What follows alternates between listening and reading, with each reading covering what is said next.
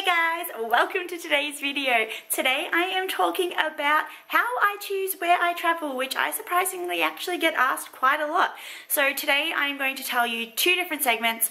So I'm going to tell you inspiration of how I choose where to travel, but also practicality as well. Now we have some special guests with us today, and those special guests are two pimples on my face, which are really noticeable. So you're just gonna have to look past that today because this little bugger has been with me for like 2 weeks and won't go away.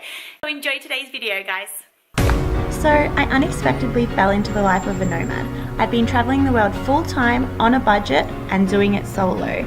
I want to share with you everything that I've learned along the way, so join me every Tuesday for tips, tricks and recommendations. Believe it or not, how I choose where I travel really isn't rocket science at all. Mainly the things that I use are social media. First off, Instagram.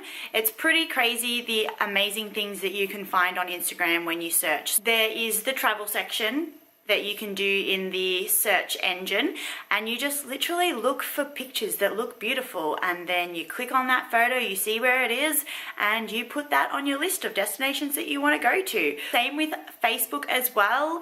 You can do the same kind of thing with Facebook and with Instagram. Just follow travel groups. So that's what I do. Then you get a lot of travel inspiration things coming up on your feed, so that way you can see these videos, these photos that are really beautiful, and you can see what that country is like and then be like, I want to go there. So you put it on your list. That easy. Another place as well where I find my inspiration is Pinterest. So this is another app on my phone, and you can actually use Pinterest for planning your travel as well. Pinterest can be really, really good. You can literally type in anything, whether it's 10 most beautiful beaches in the world, or if it's a country, or if it's blue water, or whatever it is that you find interesting, you can type that in the search bar, and then it will come up with all these different things. Now, it comes up with so many different blogs and just photographs and all these things, but when you click on whatever picture inspires you, once you get into that, sometimes it takes you to a blog and it will actually give you all this information on that destination. So it can actually be really good for planning your holidays as well. If you already know where you're going to be traveling to, for example, if you were going to Australia, you can type in Australia into the Pinterest search bar, and it's going to come up with all different things to do with Australia, whether it's to do with beaches, whether it's to things that you can't miss, and all these different bits and pieces. So that's a great way to do some research for a country. Now you can also make a board as well. Everything that you find you can pin to a board, so whether that board is your Europe board or your Australia board or just your travel board or your inspiration board, so you can pin those to your boards, which saves it kind of like to your profile, and then you can go back for later. So when you finally comes time for you to go to Europe, go to Australia, then you can go to that board, look at all the stuff that you've pinned, and you don't really have to go back and find all that stuff that you found once before, but now you forget what you even read. That happens to me all the time, so I end up having to research twice. I find Pinterest actually super, super helpful. They're the three inspiration things that I do. So Instagram, Facebook, Pinterest, following travel groups, seeing photos, making sure that you're saving those photos, whether it's via screenshotting or with Pinterest and Instagram, you can now save them to a little archive folder.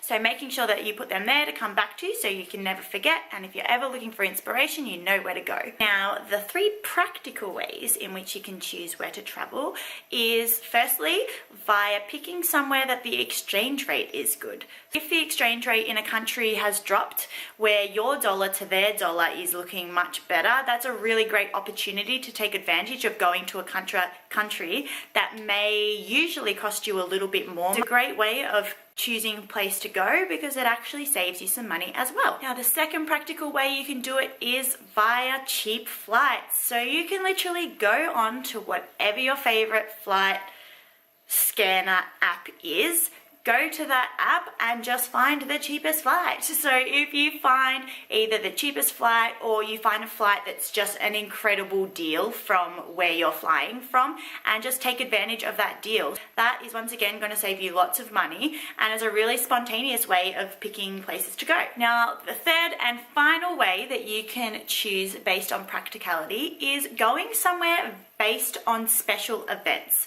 Now, doing this isn't necessarily the cheapest way and isn't going to save you money like the other two practical ways, but it can be a really incredible experience. Now, if you're going to go somewhere based on events, you do need to plan ahead quite a bit and be willing to spend a little bit more money, because obviously when there are special events on, prices skyrocket, and also it becomes very popular. So a lot of people are wanting to go. You need to be aware that the place is going to be a lot busier, a lot more expensive, but the experience will probably be really incredible. Whether it is for a music festival or a religious event, you know, there's lots of things in Europe that have special events like carnival and things like that, which will be amazing experiences but a little bit more expensive to go to. But that is another way you can choose locations to go. Now, a tip for people that are long-term traveling: when I am traveling, I also like to be practical of where I am going. For example, if I am on this side of the world right now, which is Australia, I haven't been here for 2.5 years, so now I am making the most of traveling around this side of the world. So next is New Zealand. From there I can go to Hawaii, I can go to Japan, I can go to Indonesia, but places on this side of the world, instead of flying back and forth where the flights are really expensive. When I was living over in Canada, I took advantage of going to locations that were a lot cheaper based on living in Canada. So I took a trip down to Mexico, which is super cheap to get to from Canada, but quite expensive to get to from Australia.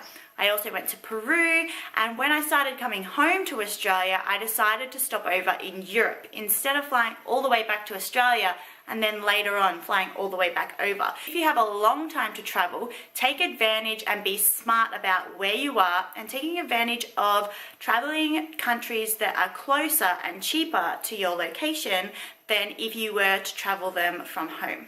I hope you found today's video helpful. Hopefully it gave you some inspiration for ways in which you can choose where to travel. Comment down below how you choose where you travel. Do you have a list for where you travel? Personally, I do, and that list is pretty long. Or do you really have no idea where your next destination is that you want to travel to? Let me know in the comments below. Give me a thumbs up if you liked today's video, guys. It means a lot. And then hit subscribe if you want to see my videos every week, and I'll see you then.